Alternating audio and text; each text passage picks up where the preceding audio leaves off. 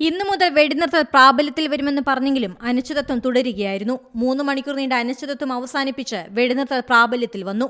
അതേസമയം ഇന്നും ഗാസയിൽ ഇസ്രായേൽ വ്യോമാക്രമണം നടത്തി. ആക്രമണത്തിൽ 5 പേർ കൊല്ലപ്പെടുകയും 20 പേർക്ക് പരിക്കേൽക്കുകയും ചെയ്തു. 15 മാസം പിന്നിട്ട യുദ്ധത്തിനാണ് അന്ത്യം കുറിച്ചത്.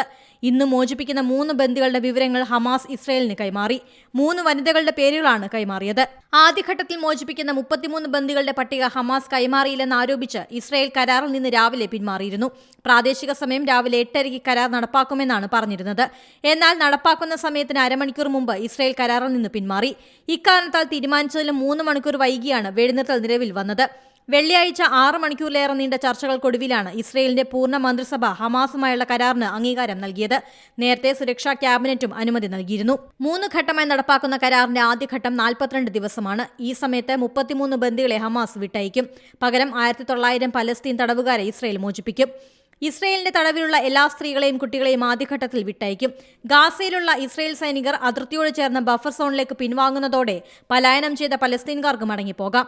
1-ാം ഘട്ടം 16 ദിവസം പിന്നിട്ട് കഴിഞ്ഞാൽ വെടിനിർത്തലിന്റെ 2-ാം ഘട്ടം ചർച്ച ചെയ്ത് തീരുമാനിക്കും.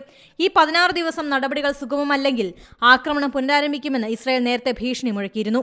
2023 ഒക്ടോബർ 7-ന് ഹമാസ് നടത്തിയ ആക്രമണത്തോടെ തുടങ്ങിയ സംഘർഷം മധ്യപൂർവേഷ്യയെ അസ്ഥിരമാക്കി. 1200-ലധികം ഇസ്രായേലികളാണ് കൊല്ലപ്പെട്ടത്. 250-ലേറെ പേർ ബന്ദികളാക്കപ്പെട്ടു. അതോടെ ഇസ്രായേൽ പ്രത്യാക്രമണം തുടങ്ങി. ലക്ഷ്യം ഹമാസിന്റെ ഒളിത്താവളങ്ങളെന്ന് പറഞ്ഞെങ്കിലും കൊല്ലപ്പെട്ടവരിലധികവും സാധാരണക്കാരാണ്. ഗാസയിലെ ഏറ്റവും വലിയ ആശുപത്രിയായ അൽഷിഫ അടക്കം ആക്രമിക്കപ്പെട്ടു. നവംബർ 21-ന് 7 ദിവസത്തെ താൽക്കാലിക വെടിനിർത്തൽ. കുറച്ച് ബന്ദികളെ പരസ്പരം കൈമാറി. പക്ഷേ യുദ്ധം അവസാനിച്ചില്ല. ഡിസംബർ 1 മുതൽ ഇസ്രായേലിന്റെ ആക്രമണം ശക്തമായി തുടർന്നു. തെക്കൻ ഗാസയിൽ കരയുദ്ധം തുടങ്ങി. അന്താരാഷ്ട്ര നീതിന്യായ കോടതി ഇടപെട്ടെങ്കിലും ഫലമുണ്ടായില്ല. 46,000-ലധികം പലസ്തീനികൾ കൊല്ലപ്പെട്ടു. 1,00,000-ലധികം പേർക്കാണ് പരിക്കേറ്റത്. International desk Zee Malayalam news.